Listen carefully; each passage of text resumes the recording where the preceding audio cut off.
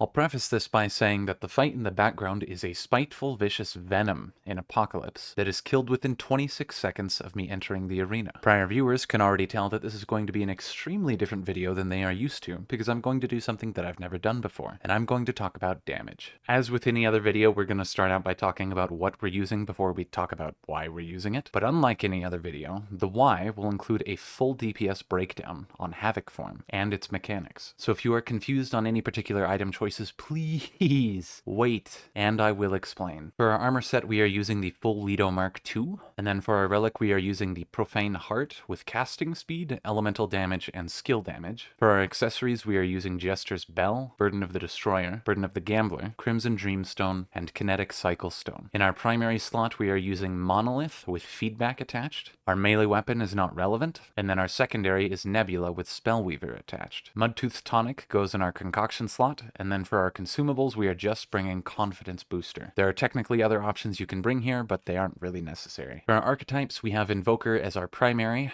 and then Archon as our secondary, with our abilities as Way of Keula and Havoc form. Our traits are Gifted and Flashcaster by default, then we have 3 default points in Expertise, then we're maxing out Vigor, and then we're speccing into Potency, Fortify, Swiftness, Siphoner, Footwork, Barkskin, Leech, and then we put our last 7 points in Affliction. Starting on why we're using what we're using though, with damage reduction, which we really don't have, frankly. That's not the point of this build. We're using the full Lido Mark II because in Havoc form, we don't have to care about our encumbrance, and the full Lido Mark II will give us the best survivability available. The only other damage reduction in play here is from Confidence Booster with 10%, and then the Mind and Body passive from Invoker. Since it's really not the point of this video, if you actually give a shit about tanking, please go watch this other melee video I made just the other day. It is absolutely fucking bonkers. It is the most fun I have had in some time with this game, and it can tank anything. Moving on from that though, because today is about damage, and our damage comes in the form of Havoc form. Havoc form, if you look at the description in-game, tells you that the primary fire will deal 720 shock damage per second to targets within 15 meters. What it does not clarify very well is that the actual DPS is 480, but it happens to scale with cast speed. So 480 times 1.5 because Flashcaster is a 50% cast speed bonus inherent to Archon, is 720. And that is why it says 720 in-game instead of 480. It is also extremely important to note that while the DPS scales with cast speed,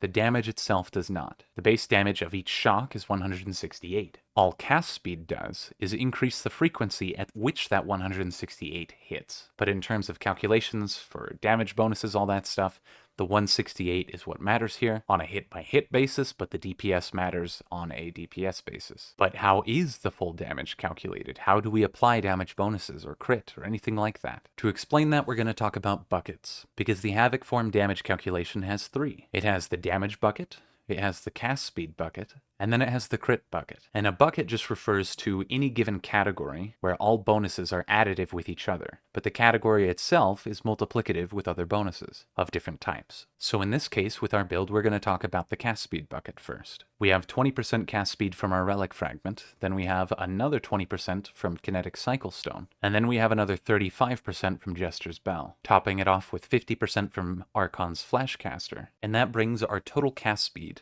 to 225%. Now some of you are probably going to say, hey, those bonuses only add up to 125%, but you have to remember that the default cast speed is 100%, so it's 100% plus 125%, meaning that the cast speed bucket comes out to a total of 2.25. So our DPS at this point, only considering cast speed, is 480 times 2.25, because 480 is the base damage per second before cast speed is factored in, and then 2.25 is the full cast speed bucket. Next, we have the damage bucket. The damage bucket is any bonus that relates to just damage. So that's skill damage, all damage, elemental damage, shock damage, and then there are technically unique multipliers as well, but that's not something that we need to talk about in this video because it doesn't end up being particularly relevant. Between skill damage, all damage, elemental damage, shock damage, etc., we have skill damage from Jester's Bell for 15%. Granted, it's only for 15 seconds, which is going to not last as long as our Havoc form will, but that's something we'll talk about later. So we have 15% skill damage there.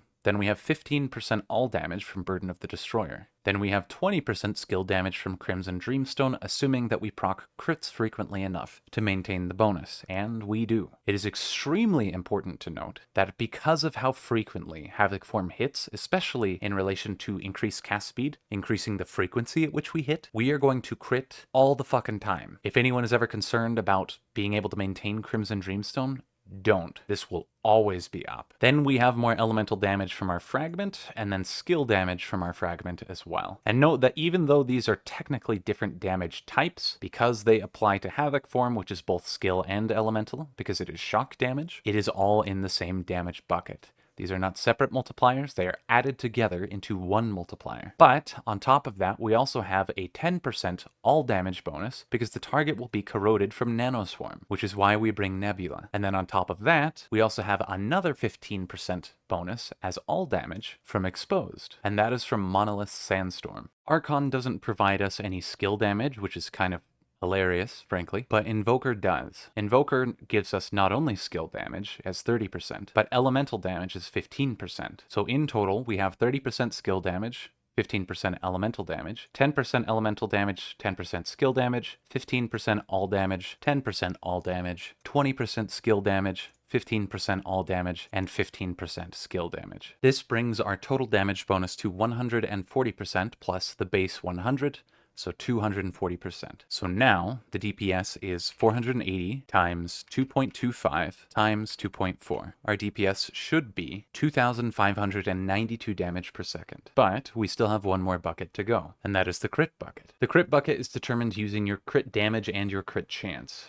The crit chance, in this case, we are going to use to average the crit damage to give us the general DPS, not necessarily the peak DPS, because if you assume that all damage is a crit, that's not good. In terms of crit chance, we have 10% coming from Invoker's damage passive in the form of 5% skill crit chance and 5% elemental crit chance. Both apply to Havoc form as it will double dip, since it is both a skill and an elemental damage source. Then on top of that, we have Burden of the Gambler, which increases crit chance by 10% and critical damage by 15%. Normally, this could be a downside in some scenarios, as it does disable weak spot damage, which would be another bucket. And another bucket is always another multiplier, which is always good. But Havoc form cannot hit any weak spots, ever. It is not a targeted strike, it is just a general one. And because of that, there is literally no drawback for us to use it. So as a whole, we now have 20% crit chance, and then we have 15% crit damage bonus from Burden of the Gambler, on top of the base crit damage of 50%. Now I say 50%, but really that means 150%, because again, like any other damage multiplier, the base is 1 or 100%. So base crit damage is 100%, plus the base bonus of 50% plus 15%, our total crit damage is 165%. But in regards to how we are going to average it with our crit chance, we need to take the bonus beyond 100% and multiply it by our crit chance as a decimal. So in this case, we're going to take 0.65, which is the base 50% bonus and then the 15% bonus. And then we're going to multiply it by our crit chance of 0.20, which is 20%. Meaning that on average, throughout the entire duration of the skill, assuming our crit chance and crit damage don't ever change, and they don't, the average damage bonus gained is 13%, so 1.13. Now the damage calculation is 480 times 2.25 times 2.4 times 1.13, bringing our total DPS, assuming all bonuses are active, to 2,928.96, meaning we have roughly 3,000 DPS in Havoc form. That's pretty fucking good. But Havoc form isn't as simple as its DPS, because damage per second is obviously the rate at which we can deliver damage over time, but it is not necessarily the damage total that we have to deliver, which is why something like skill duration is a damage increase, but not necessarily a DPS increase, which is why I want to talk about a couple things. Cast speed is technically a damage reduction. It's a DPS increase, but it also reduces the amount of time that you have in Havoc form. How it reduces the time, I'm not entirely sure yet. If I ever figure that out, I will add it down in the pinned comment below for those who are curious. But I will say, because some people will probably misinterpret that the damage gained via the increased frequency at which we deal damage is greater than the damage lost by shortening the duration. With a duration of 39 seconds, when you have a 50% cast speed bonus, holding down the trigger, the duration of the damage phase is going to be 24.2 seconds. With a 105% cast speed bonus, it's going to be 21.2 seconds. And with 132% cast speed bonus, it is going to be 20.2 seconds. So obviously it seems to follow a decreasing curve that levels out, so please do not interpret that to mean that cast speed is a total damage reduction. It is not, but it does reduce the duration. So just be aware of that when you're trying to calculate this. Also, I say the damage phase of the duration because the damage phase is not the full duration of the skill. Funnily enough, the entry animation is always 1.2 seconds long. It doesn't matter what your cast speed is, you are always going to be locked into the entry animation for 1.2 seconds. So in my case, if my duration is 39 seconds, I minus 1.2 away from that, and then my true duration is 37.8. And again, I don't know exactly how the increased train rate is factored in regards to holding down the trigger and reducing the duration that way, because that's how it works. But again, I will add it down in the pinned comment below if I ever figure that out. If you ever wanted to know your total damage though, you would just time how long your Havoc form lasts while you're holding the trigger, and then multiply it by your DPS as given earlier. So in our case, we'll take our DPS, we'll multiply it by this time here, which I already know because I've already timed it, and then this is our total damage dealt per cast of Havoc form, assuming that the trigger is held as soon as it is able, as well as excluding the time wasted in the entry animation. To wrap up now that damage is covered, a couple people have probably noticed that in the videos we're spinning around the boss very quickly. And that is because of swiftness, which is kind of a go figure, it increases our movement speed, but also footwork. Footwork increases move speed a shit ton, but only for aiming down sight. Funnily enough, Havoc form while firing is considered aiming down sight. So footwork is a direct move speed increase while Havoc is firing. Beyond the movement speed, obviously we have no healing in this build, but we do have Lifesteal, with Profane Heart giving us 3%, Siphoner for another 3%, and then Leech giving us a 50% bonus on the 6%, resulting in another 3%, bringing our Lifesteal to 9, which is incredibly important because our EHP